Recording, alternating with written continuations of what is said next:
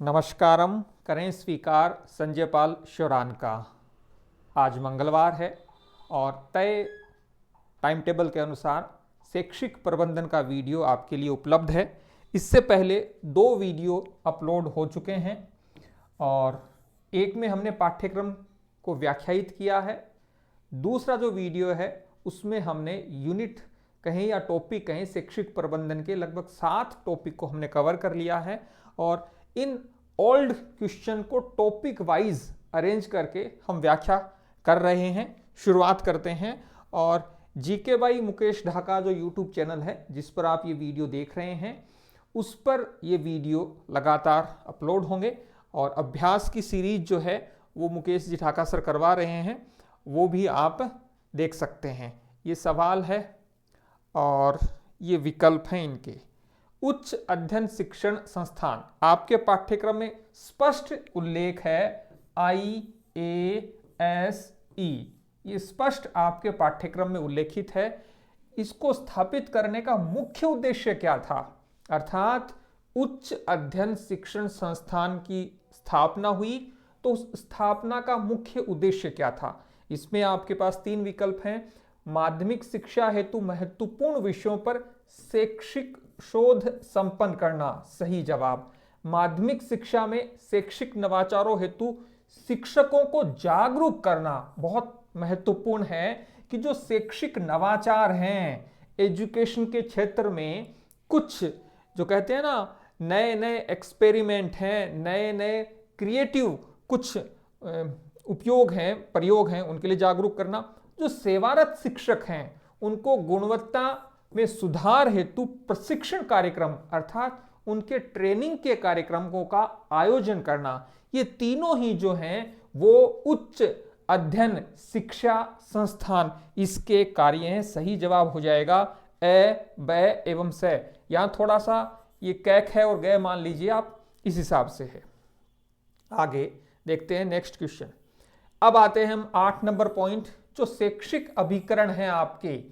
कौन से शैक्षिक अभिकरण, जिसमें 3 प्रमुख रूप से हैं, BSCR, RSOS, RSTB। यहाँ BSCR का मतलब है board of secondary education Rajasthan, Rajasthan state open school, Rajasthan state text book board. इनसे संबंधित कौन से सवाल जो हैं वो 2022 में कुल मिलाकर, वैसे तो स्कूल व्याख्याता की 6 परीक्षाएं हुई थी लेकिन 4 परीक्षा में एजुकेशन मैनेजमेंट था। एक तो जो 11 अक्टूबर को परीक्षा हुई, एक 12-13 अक्टूबर के आसपास हुई, 10 अक्टूबर, 12 अक्टूबर, 12, 15, 17 और एक और परीक्षा हुई थी संस्कृत विभाग वाली जो हुई थी 15 नवंबर को। इन परीक्षाओं में कौन कौन से सवाल पूछे गए हैं इन टॉपिक से संबंधित ये हम समझेंगे। और इसके साथ एक और महत्वपूर्ण बात है कि इन सवालों के माध्यम से आप एक समझ विकसित करें कि किस प्रकार के जो सवाल हैं वो पूछे जा रहे हैं परीक्षाओं में। देखते हैं, राजस्थान माध्यमिक शिक्षा बोर्ड के जो सदस्य होते हैं उनका कार्यकाल कितना होता है। सही जवाब है 3 वर्ष। अब बहुत महत्वपूर्ण बात है कि राजस्थान माध्यमिक शिक्षा बोर्ड में कुल मिलाकर कितने सदस्य होते हैं। कुल मिलाकर सदस्य होते हैं 36। अब इसमें भी एक परीक्षा में पूछा गया था कि सरकार द्वारा कितने सदस्यों को नॉमिनेट किया जाता है, नामित किया जाता है। 17 हैं। तो ये भी जब हम माध्यमिक शिक्षा बोर्ड को एक टॉपिक के रूप में पढ़ेंगे तो विस्तार से बताएंगे कि 36 सदस्यों में कहां कहां क्या है। एक सवाल और यहां मैं आपसे पूछ रहा हूं कि राजस्थान माध्यमिक शिक्षा बोर्ड का जो अध्यक्ष होता है उसका कार्यकाल कितना समय होता है, तो उसका जवाब भी होगा 3 वर्ष। आगे शायद किसी परीक्षा में भी पूछा गया है।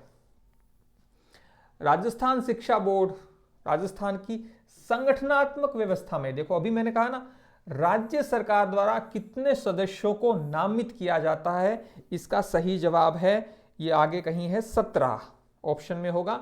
17 सदस्य राज्य सरकार द्वारा नामित किए जाते हैं। कौन सी कक्षाओं के पाठ्य पुस्तक के मुद्रण, या मुद्रण का मतलब है प्रिंटिंग, और वितरण, वितरण का मतलब होता है डिस्ट्रीब्यूशन, जो राजस्थान पाठ्य पुस्तक मंडल के पूरे राज्य में जो भंडार है वहां तक उनको पहुंचाना, उनका डिस्ट्रीब्यूट करना, जो कार्य है राजस्थान राज्य पाठ्य पुस्तक मंडल द्वारा किया जाता है। अब कौन सी कक्षा के लिए राजस्थान राज्य पाठ्य पुस्तक मंडल किताबों को प्रिंट करता है और उनका डिस्ट्रीब्यूशन करता है? सही जवाब है कक्षा 1 से लेकर 12 तक। आने वाले समय में बहुत महत्वपूर्ण ये टॉपिक हो जाता है, क्योंकि पाठ्यक्रम में स्पष्ट उल्लेख है Rajasthan state text book board. Rajasthan सरकार द्वारा किस वर्ष राजस्थान स्टेट ओपन स्कूल पाठ्यक्रम में स्पष्ट उल्लेख है इसका, और सीधा सवाल पूछा गया है कि राजस्थान स्टेट ओपन स्कूल की स्थापना कब हुई थी? तो इसकी स्थापना हुई थी 2005 में। महत्वपूर्ण बात है कि राजस्थान स्टेट ओपन स्कूल की स्थापना 2005 में हुई थी, और इसी से संबंधित एक और सवाल आगे आएगा कि अधिकतम कितनी बार एक विद्यार्थी परीक्षा दे सकता है। कहने का तात्पर्य यह है कि पाठ्यक्रम में जो शब्द उल्लेख हैं, पाठ्यक्रम में जो पॉइंट उल्लेख हैं, सीधा उनसे सवाल पूछा गया है। इसका मतलब है पाठ्यक्रम की गहरी समझ आपकी तैयारी की नींव है। राजस्थान राज्य, देखो आ गया ना, राजस्थान राज्य ओपन स्कूल 5 वर्ष की अवधि में एक अभ्यर्थी को अपनी परीक्षा को उत्तीर्ण करने हेतु कितने अवसर देता है? अब देखिए, थोड़ा सा भी आप लॉजिक लगाएं तो इसके आंसर तक पहुंच सकते हैं। अब 5 वर्ष में राजस्थान स्टेट ओपन स्कूल है। अब मान लीजिए ये 9वीं कक्षा या 10वीं कक्षा की परीक्षा करवा रहा है, तो आपने एडमिशन लिया, तो पहले साल आपने एडमिशन लिया तो आपकी परीक्षा होगी 12 माह बाद, अर्थात आपको 12 महीने में कितनी बार चांस मिला है? एक बार। और उसके बाद हर 6 महीने में आपको चांस मिलते रहेंगे। समय कितना है? 5 वर्ष। इसका मतलब होता है पहले 1 वर्ष में आपको एक बार परीक्षा देने का मौका मिलेगा, और उसके बाद के जो 4 वर्ष हैं उसमें आपको 8 बार परीक्षा देने का अवसर मिलेगा। अब यह सवाल आपको परीक्षा में पूछा गया, थोड़ा सा भी। अब कई बार विद्यार्थी मैथ, रीजनिंग, स्टैटिक्स का जो पार्ट है उसको एकदम से छोड़ देते हैं। मुकेश जी ढाका सर भी जो अभ्यास की सीरीज करवा रहे हैं इसी YouTube चैनल पर, उस पर बार बार कहते हैं कि आपको थोड़ा जूझ कर, थोड़ी जद्दोजहद करके कुछ सवालों को हल करने के लिए प्रयास करना चाहिए। ऐसे नहीं कि मैथ है, रीजनिंग, अरे छोड़ो अंतरे बड़ंदे रे आगे बढ़ो, अपन तो और तैयारी कर। तो कहने का मतलब है क्योंकि वो मैथ और रीजनिंग की बेसिक समझ आपको अन्य कहीं जगह पर भी काम आती है, इसलिए 5 वर्ष की अवधि मिली है। पहले वर्ष में एक परीक्षा होगी, उसके बाद हर 6 महीने में एक बार परीक्षा होगी, कुल मिलाकर 9 बार परीक्षा होगी। सही उत्तर हो जाएगा 9। अब 6 और 7 तो हो ही नहीं सकता। अब आपके पास 2 ही विकल्प थे, या तो आप 5 पर टिक करें या 9 पर करें। और बहुत सरल सा सवाल है। माध्यमिक शिक्षा बोर्ड राजस्थान के प्रतीक चिन्ह लोगों का ध्येय वाक्य क्या है? आप जितनी भी संस्थानों को देखें, थोड़ा सा समझिए। यहां पर आप चाहे किसी भी संस्थान को देख लो, उसका एक लोगो होता है, और यहां पर जो ये 4 विकल्प दिए गए हैं, आपके लिए उत्तर ये हो सकता है कि ठीक है साहब, माध्यमिक शिक्षा बोर्ड का लोगो क्या है? सिद्धिर भवती कर्मजा, ये लोगो है। अब आप इसको याद किया, आगे बढ़ गए। एक लर्नर जो होता है, अधिगम करता, उसकी विशेषता होती है जिज्ञासा की। आप में ये जिज्ञासा होनी चाहिए, अरे यार ये तो माध्यमिक शिक्षा बोर्ड का है, लेकिन बाकी ये किसका है? तो ज्ञान विज्ञान विमुक्तये, नाम सुना सुना लग रहा होगा, ये है यूनिवर्सिटी ग्रांट कमीशन, अर्थात विश्वविद्यालय अनुदान आयोग, जिसकी स्थापना दिसंबर 1900 कितने में हुई थी? 53 में हुई थी। अब अभ्युत्थानम बहुत महत्वपूर्ण है। आपने अभी रीट मुख्य परीक्षा दी है, और रीट मुख्य परीक्षा का आयोजन किसने करवाया था? कर्मचारी चयन बोर्ड, अधीनस्थ चयन बोर्ड जिसको आरएसएसएम भी कहते हैं। तो अभ्युत्थानम जो है ये राजस्थान का जो कर्मचारी चयन बोर्ड है उसका लोगो है। अब आप कहेंगे सर ज्ञानशील एकता किसका है? जहां तक मुझे ध्यान है ज्ञानशील एकता किसी संगठन का लोगो नहीं है, एजुकेशनल एक संगठन है विद्यार्थियों का, अखिल भारतीय विद्यार्थी परिषद, अखिल भारतीय विद्यार्थी परिषद, उसका ये जरूर लोगो है। बाकी मुझे ध्यान में नहीं है कि किसी संगठन का ये है या नहीं है। अब यदि बात करें सिद्धिर भवति कर्मजा, जब मैंने इसे थोड़ा सा और गहराई से समझने की कोशिश की तो मुझे लगा कि इसको कहीं मैंने पढ़ा है। तो श्रीमद् भगवत गीता में जो चौथा अध्याय है जो किससे संबंधित है? दिव्य ज्ञान से संबंधित है। और श्रीमद् भगवत गीता के चौथे अध्याय के जो 12वां श्लोक है उस 12वें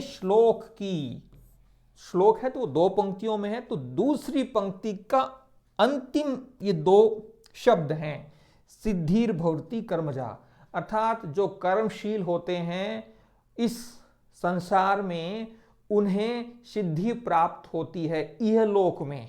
तो कहने का मतलब ऐसे ही नहीं है कि माध्यमिक शिक्षा बोर्ड ने कोई लोगो उठाना था और सिद्धिर भवति कर्मजा को उठा लिया।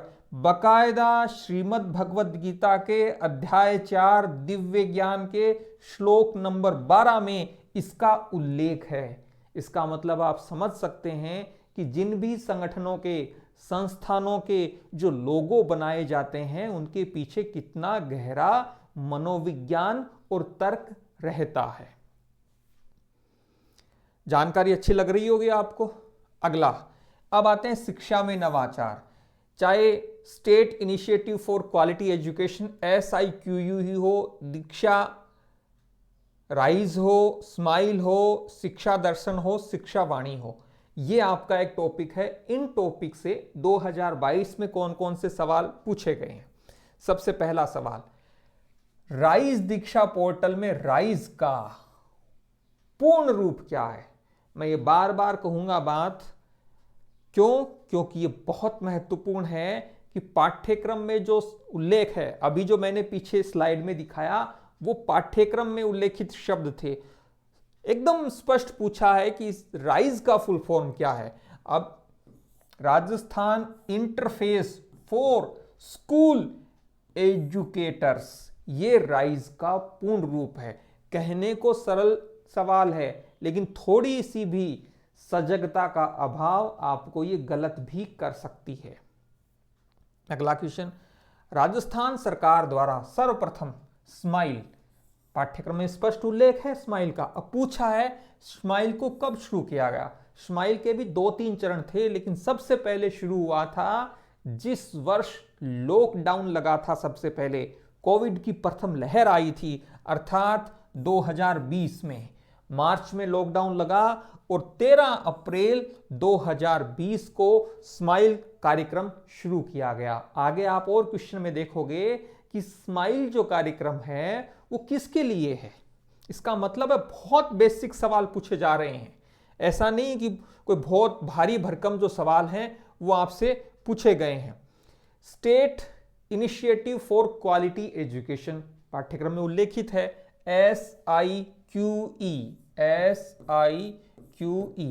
कार्यक्रम के तहत निम्न में से कौन सी SIERT, शीरट मान लो या फिर RSCERT, ये एक ही बात है, के लिए तय की गई भूमिका या जिम्मेदारी नहीं है। अब गौर करें, SIQE कार्यक्रम के तहत शीरट के द्वारा जो है शीरट के लिए भूमिका और जिम्मेदारी तय की गई कौन सी नहीं है? राजकीय पदाधिकारियों की भागीदारी सुनिश्चित व देख रेख करना, ये नहीं है और यही इसका जवाब है। डाइट्स की भागीदारी सुनिश्चित करना तथा कार्यक्रम गतिविधियों को लागू करने में क्षमता संवर्धन करना, ये शामिल है। उसके बाद है प्रभावी कार्यक्रमों को लागू करने की तकनीकी सहायता प्रदान करना, शामिल है। अकादमिक निवेश की नियमित समीक्षा करना यह भी शामिल है। राइज दीक्षा पोर्टल, ये पोर्टल है का मुख्य उद्देश्य एक उच्च गुणवत्ता वाला प्लेटफॉर्म प्रदान करना है जो निम्न में से किसे सशक्त करेगा। अब राइज दीक्षा है, आपको एक सवाल में पूछ लिया गया कि राइज की फुल फॉर्म क्या है।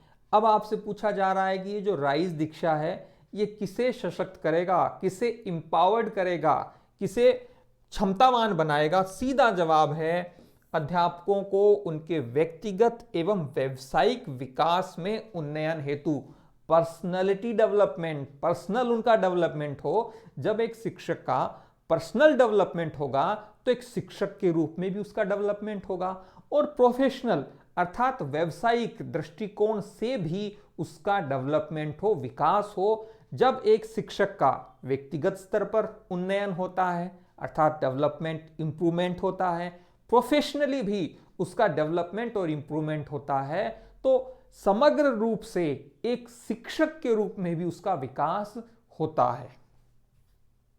अगला क्वेश्चन, राजस्थान में स्माइल कार्यक्रम किस प्रकार के विद्यालयों के लिए तैयार किया गया है? स्माइल कार्यक्रम कब शुरू हुआ, स्माइल की फुल फॉर्म क्या है, स्माइल कार्यक्रम किस प्रकार के विद्यालयों के लिए है? आप यहां समझ पा रहे होंगे कि इसी प्रकार के सवाल पूछे जा रहे हैं। इसका मतलब है आपको ये पेपर सरल लगा या कठिन लगा, ये आपका व्यक्तिगत अनुभव है, लेकिन सवालों का जो दायरा है वो सीमित रखा गया है। ऐसा नहीं कि कोई बहुत ऊट पटांग सवाल पूछे गए हैं। जो विद्यार्थी पाठ्यक्रम और पुराने प्रश्न पत्रों पर गहरी समझ विकसित कर लेता है, ये मान के चलो कि आधा युद्ध तो वह जीत ही लेता है। किसके लिए तैयार किया गया? केवल सरकारी विद्यालयों के लिए। स्माइल जो प्रथम है वो कब शुरू हुआ? अभी बताया था 13 अप्रैल 2020। 13 अप्रैल 2020। आज कितनी अप्रैल है? 4 अप्रैल है। तो 13 अप्रैल 2020 को स्माइल कार्यक्रम शुरू किया गया। यहां आपको नहीं लिखा है स्माइल 2.0 या स्माइल 3.0। इसका मतलब है सबसे पहले कब शुरू हुआ और किसके लिए हुआ? केवल सरकारी विद्यालयों के लिए। अगला question, state initiative for quality education SIQE परियोजना में शैक्षिक समर्थन, प्रशिक्षण एवं कार्यक्रम की रूपरेखा तैयार करने का कार्य किसके द्वारा किया जाता है?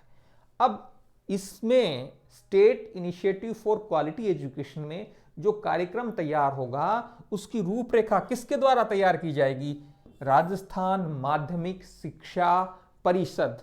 तो इसका मतलब है आप समझ सकते हैं बहुत बेसिक स्तर पर सवाल पूछे जा रहे हैं, लेकिन सवाल इतने सरल भी नहीं है। लेकिन जो सजगता के साथ तैयारी कर रहा है निश्चित रूप से लाभ होगा। समग्र शिक्षा अभियान, ये 10वां पॉइंट है जिसको हमने डिवाइड किया है। अब इससे संबंधित क्या क्वेश्चन पूछे गए हैं?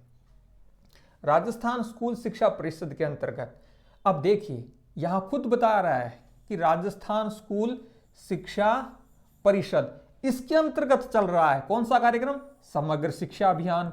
अब समग्र शिक्षा अभियान इस राजस्थान स्कूल शिक्षा परिषद के अंतर्गत चल रहा है। इसकी गवर्निंग काउंसिल है, उसमें किस विश्वविद्यालय के कुलपति को सदस्य बनाया गया है? ये जवाब तो इसका है, लेकिन ये क्वेश्चन ही आपसे जिज्ञासा की अपेक्षा करता है। सबसे पहले तो ये आपको दे दिया गया है कि समग्र शिक्षा अभियान जो है वो राजस्थान स्कूल शिक्षा परिषद के अंतर्गत चल रहा है। इसको दूसरी भी जानकारी दी गई है कि समग्र शिक्षा अभियान में गवर्निंग काउंसिल हैं। इसका मतलब है अब ये पॉइंट महत्वपूर्ण हो जाता है कि गवर्निंग काउंसिल है उसका स्ट्रक्चर कितना है, उसके कितने सदस्य हैं, और एक सदस्य बनाया गया है दिल्ली के विश्वविद्यालय को, बहुत महत्वपूर्ण विश्वविद्यालय है शिक्षा के क्षेत्र का। तो ये सवाल है। इसका मतलब है पुराने सवालों पर आप खुद भी जिज्ञासा पूर्वक उस सवाल को और विकल्पों को देखकर ये समझें कि हाँ अब कहीं पूछ सके, एग्जाम में अब कहीं आ सके, इस सवालों और कई सवाल बन सके, ये थाने थाका स्तर पर भी सोचना चाहिए। मैं कोशिश कर रहा, नहीं तो क्या होता है, स्टूडेंट सवाल पढ़ता है, विकल्प पढ़ लेता है, लेकिन हम ये कोशिश कर रहे हैं, यश गुरु की टीम ये कोशिश कर रही है कि आप में सवालों से सवाल निकालने का कौशल विकसित हो। अगला क्वेश्चन, कौन सी योजना समग्र शिक्षा अभियान पाठ्यक्रम में है आपका के अंतर्गत आवृत नहीं है? अब देखिए, कणा कणा कहीं हुआ है कि सवाल में जो क्वेश्चन पूछा गया, उस क्वेश्चन में कोई नया शब्द आ जाता है तो थे घबरा जाओ, अल्ले वो आवृत कहीं हो गयो, व्रत तो मैं सुनो गणित में, वो गणित तो ही को नहीं, वो तो शैक्षिक प्रबंधन है, एजुकेशन मैनेजमेंट, इनमें भी गणित पूछने लग गया के। अरे भाई, तभी आपको एक कहा जाता है कि इंग्लिश भी थोड़ी पढ़ लिया करो। अब व्रत क्या होता है? ये व्रत है। अब आवृत क्या है?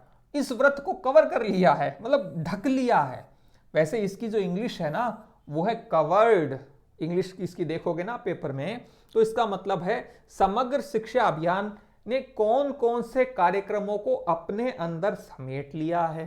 3 महत्वपूर्ण कार्यक्रम हैं, सर्व शिक्षा अभियान SSA, फिर राष्ट्रीय माध्यमिक शिक्षा अभियान RMSA, उसके बाद है शिक्षक शिक्षा।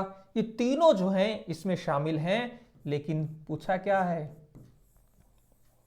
कौन सा नहीं है? तो जो व्यावसायिक शिक्षा है वो इसमें शामिल नहीं है, वोकेशनल एजुकेशन। अगला क्वेश्चन, सेम वही क्वेश्चन है, क्वेश्चन रिपीट हुआ है, केवल मैं 4 परीक्षाओं की बात कर रहा हूं। कौन सी योजनाएं समग्र शिक्षा में सम्मिलित की गई हैं? यहां तीनों को एक साथ दे दिया है। देखो, SSA, RMSA, राष्ट्रीय माध्यमिक शिक्षा अभियान, सर्व शिक्षा अभियान, अध्यापक शिक्षा, ये आंसर हो गया। वीडियो यदि अच्छा लग रहा हो तो आप लाइक करें, दोस्तों के साथ शेयर भी करें। पॉइंट नंबर 11 जो किससे संबंधित है? RTE से संबंधित है, निःशुल्क एवं अनिवार्य बाल शिक्षा का अधिकार अधिनियम। 1ली से 5वीं कक्षा के लिए यदि एक कक्षा में 61 से 90 के बीच, 61 से 90 मतलब उसमें 61 भी हो सकते हैं, 90 भी हो सकते हैं, और इसके बीच में कहीं भी हो सकते हैं, 62, 68, 74, 82, कुछ भी हो सकते हैं, छात्र भर्ती हैं, तो RTE अधिनियम 2009 के अनुसार कितने शिक्षकों की आवश्यकता होगी? सीधा सा जवाब है 3 शिक्षकों की आवश्यकता होगी। अगला, RTE अधिनियम 2009 की धारा 25। अब RTE जो अधिनियम है उसमें कितने अध्याय हैं, कितनी धाराएं हैं, ये आपके लिए सवाल। RTE अधिनियम 2009 में पहले तो ये बताएं अध्याय कितने हैं, ये बहुत बेसिक सवाल है, वो आपको कमेंट करके बताना है। और धाराएं कितनी हैं, धाराएं कितनी है, मैं विकल्प भी दे देता हूं, 5, 7, 8, 9 धाराएं, 36, 39, 42, 46। जवाब दीजिए। अब यहां पूछा है धारा 25, तो धारा 25 है छात्र और शिक्षक के बीच में अनुपात क्या होगा? जो पहले वाला सवाल पूछा है ना, लगभग वही सवाल है कि छात्र और शिक्षक, कितने छात्र होंगे तो कितने शिक्षक होंगे, इस अनुपात का उल्लेख है धारा 25 में। विद्यालय विकास योजना कौन सी धारा में है साहब?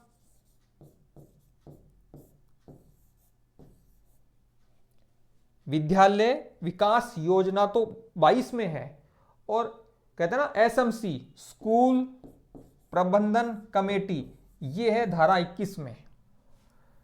आगे आते हैं, RTE अधिनियम 2009 का अध्याय 4 किस क्षेत्र से संबंधित है? बहुत महत्वपूर्ण है अध्याय संख्या 4, ये किस क्षेत्र से संबंधित है? जो पहले अभी मैंने सवाल पूछा था उसका जवाब है कुल मिलाकर आरटी 2009 में 7 तो अध्याय हैं और वर्तमान में 39 जो हैं वो धाराएं हैं। कुल मिलाकर अध्याय कितने? 7।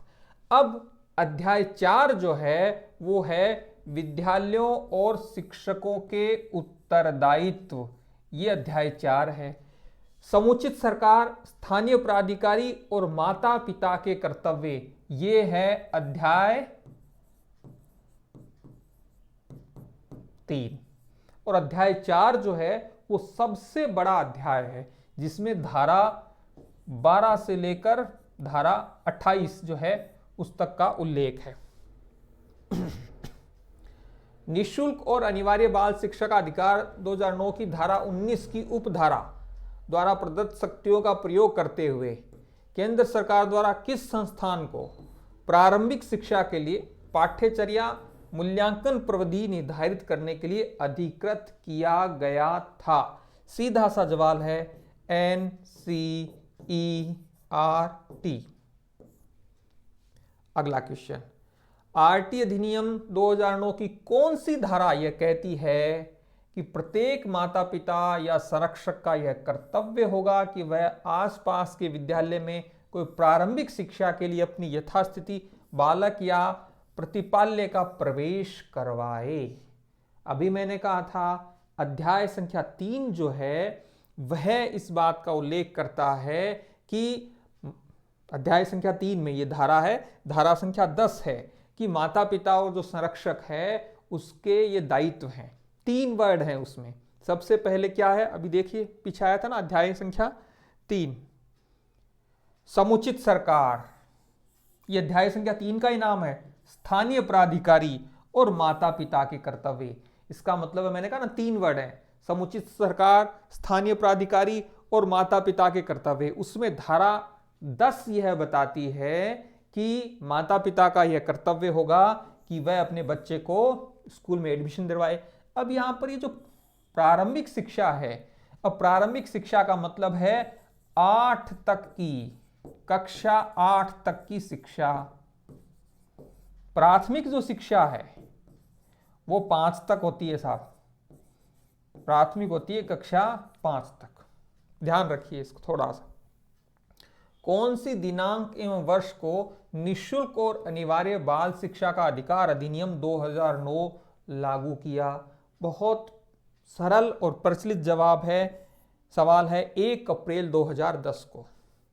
निःशुल्क अनिवार्य बाल शिक्षा का अधिकार के अनुसार बालकों के अधिकारों का संरक्षण के अंतर्गत अधिकारों के सुरक्षा उपायों की जांच और समीक्षा और उसके प्रभावी क्रियान्वयन की अनुशंसा का कार्य किसके द्वारा किया जाता है? बहुत महत्वपूर्ण है, राष्ट्रीय एवं राज्य बाल अधिकार जो संरक्षण आयोग है वह इसके क्रियान्वयन से संबंधित कार्य को देखता है। आरटी 2009 के अनुसार कौन सा कर्तव्य समुचित सरकार, अब मैं पूछ रहा हूं, समुचित सरकार, स्थानीय प्राधिकारी और माता पिता के कर्तव्य, ये 3 आ गए। इसमें से कौन सा यहां पूछा है कि समुचित सरकार का नहीं है? जो धारा 8 है वह बताती है कि समुचित सरकार के क्या क्या कर्तव्य हैं। धारा 9 जो है वह यह बताती है कि समुचित सरकार जो है उसके बाद में स्थानीय प्राधिकारी उसके क्या कर्तव्य हैं, और धारा 10 जो है वह यह बताती है कि माता पिता के कर्तव्य क्या हैं। तो बहुत महत्वपूर्ण है ये। यहाँ एक थोड़ा सा ध्यान दिलाऊंगा, जो मैंने कहा कि अध्याय संख्या 4 जो है उसमें अनुच्छेद, इसको थोड़ा सा आप चेक कर लीजिए, क्योंकि ये तो मुझे याद है कि 17 अनुच्छेद हैं, लेकिन वो 11 से 27 हैं या 12 से 28, एक बार इसको आप चेक कर लीजिएगा। अध्याय 4 जो विद्यालय और शिक्षकों के उत्तरदायित्व से संबंधित है उसमें 12 से लेकर 28 तक धाराएं हैं या फिर 11 से लेकर 27 तक हैं, ये थोड़ा सा आप देख लीजिएगा। हाँ 17 धाराएं हैं, ये तो मुझे ध्यान है। अगले बिंदु पर आते हैं। 1 अप्रैल 2010 हो गया, ये राष्ट्रीय हो गया। धारा 8 समुचित सरकार के कर्तव्य। अब प्राथमिक शिक्षा में अनिवार्य प्रवेश और उसको पूरा करने की सुनिश्चितता, ये है साहब। शिक्षकों, पूछा क्या है? नहीं है। शिक्षकों हेतु प्रशिक्षण सुविधा उपलब्ध करवाना, ये भी है साहब समुचित सरकार का कार्य। राष्ट्रीय पाठ्यचर्या की रूपरेखा विकसित करना, आसपास के विद्यालयों में उपलब्धता सुनिश्चित करना। कौन सा नहीं है? तो ये जो है ये नहीं है। अगला बिंदु, निःशुल्क आरटी 2009 की बात हो रही है। विद्यालय प्रबंधन समिति में विद्यालय के वर्तमान बालकों के माता पिता अथवा शिक्षकों का प्रतिनिधित्व होना चाहिए, स्पष्ट उल्लेख है। कहां बात हो रही है? एसएमसी की हो रही है, स्कूल मैनेजमेंट कमेटी, जो कौन सी में है? धारा 21 में है। ठीक है, इसमें ये उल्लेख है। तो ये था आपकी आज की क्लास, और अगली जो क्लास होगी वो आपको मिलेगी शनिवार। और शनिवार कब है? आज 4 तारीख है, आज मंगलवार है, तो 4 में 4 जोड़ लीजिए, 8 अप्रैल को अगली क्लास मिलेगी आपको। और उसमें हम क्या करेंगे, जो परीक्षाएं हुई हैं आपकी, एक तो परीक्षा हुई है 3 जनवरी 2020 को, याद आ रही है? ये परीक्षा थी जो 2018 में वैकेंसी आई थी स्कूल लेक्चरर की, जिसकी परीक्षा पहले दिसंबर में होनी थी, फिर पोस्टपोन हुई और तीसरी बार हुई 3 जनवरी 2020 को। ये ग्रुप ए की परीक्षा थी। ऐसे ही 6 जनवरी को परीक्षा हुई, और 2020 में 9 जनवरी को परीक्षा हुई। और इसके बाद भी 2 परीक्षा और हुई थी। एक परीक्षा तो अगस्त में हुई थी जहां तक मुझे ध्यान है, और एक हुई थी दिसंबर में। ये सभी परीक्षाएं 2020 में हुई हैं, जिस वर्ष कोविड आया था, कोविड की पहली लहर थी। इन परीक्षाओं में एजुकेशन मैनेजमेंट, उनसे जो सवाल पूछे गए हैं उनको हम पेपर वाइज देखेंगे अगले वीडियो में। वीडियो यदि अच्छा लगा है तो प्लीज़ आप इसे लाइक करें और दोस्तों के साथ जरूर शेयर करें, क्योंकि आप वीडियो को जितना अधिक दोस्तों के साथ शेयर करेंगे उतना ही हमें इस बात को समझने में ध्यान रहेगा कि आप हमारे वीडियो को किस प्रकार से पसंद कर रहे हैं। वीडियो को अंत तक देखने के लिए आपका आभार। धन्यवाद।